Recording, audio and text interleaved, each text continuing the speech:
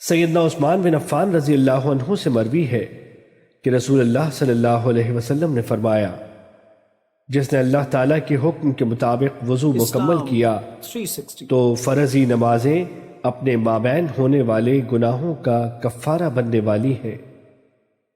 حدیث نمبر 1015، مسند احمد۔ حمران کہتے ہیں، سیدنا عثمان رضی اللہ عنہ قبولیت اسلام کے بعد ہر روز غسل کرتے تھے۔ ایک دن میں نے ان کے لیے نماز کے لیے وضو کا پانی رکھا، پس جب انہوں نے وضو کیا تو کہا، میں نے تم کو رسول اللہ صلی اللہ علیہ وسلم سے سنی ہوئی ایک حدیث بیان کرنے کا ارادہ کیا تھا، لیکن پھر مجھے خیال آیا کہ وہ میں تم کو بیان نہیں کروں گا۔ حکم بن ناس نے کہا، اے امیر المومنین، اگر وہ بھلائی پر مشتمل ہوگی تو ہم اس پر عمل کریں گے، اور اگر اس میں کسی شر کا تعین کیا گیا تو ہم اس سے بچیں گے۔ یہ سن کر سیدنا عثمان رضی اللہ عنہ نے کہا، ٹھیک ہے، میں تم لوگوں کو بیان کر دیتا ہوں۔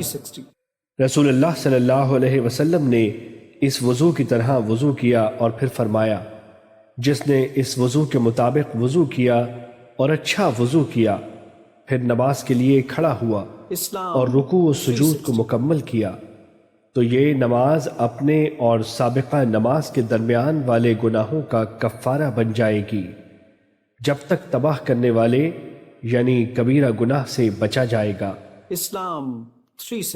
حدیث نمبر 1014، مسند احمد۔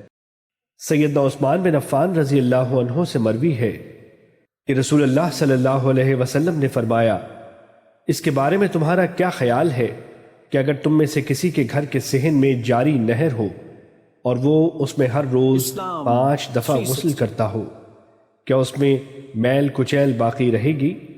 انہوں نے کہا، جی کچھ بھی باقی نہیں رہے گی۔ آپ صلی اللہ علیہ وسلم نے فرمایا، نماز بھی گناہوں کو اس طرح ختم کر دیتی ہے جیسے پانی میل کو ختم کر دیتا ہے۔ حدیث نمبر 1016، مسند احمد۔